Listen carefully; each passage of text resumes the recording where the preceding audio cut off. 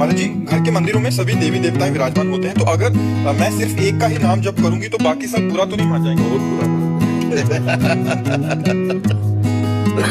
पहली बात तो यह है कि रूप अनेक हैं भगवान के, भगवान एक है।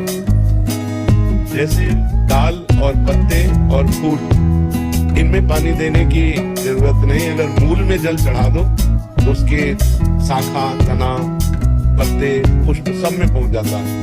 गीता जी में भगवान ने 15वें अध्याय में कहा, ऊर्ध्व मूल मधा शाखा मस्तम प्राहुरभ्यम, इस संपूर्ण संसार का मैं मूल हूँ। यदि हम भगवान श्री हरि का अर्चन बंधन कर ले, पूरे विश्व ब्रह्मांड का अर्चन बंधन हो जाता है।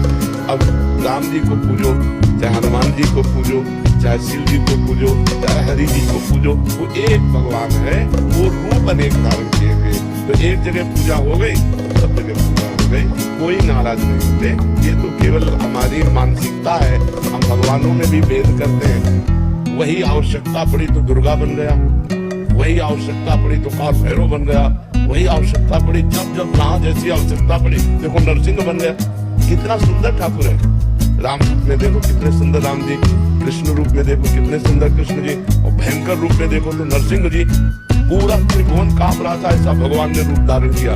तो अब जब जहाँ जैसी आवश्यकता पड़ी, हमारे भगवान ने वो रूप धारण कर लिया। भगवान एक है, उनके रूप अनेक हैं। यदि हमारी श्रद्धा बनती है कि हम अनेक रूपों का पूजन करें, करो।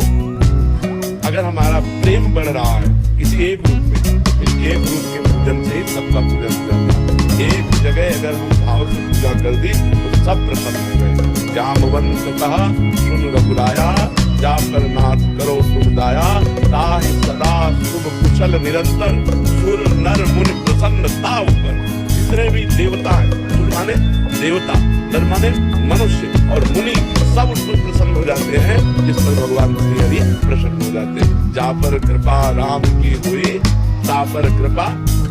तो इसलिए हमको डरना नहीं है कि हमने राम जी का पूजन कर लिया,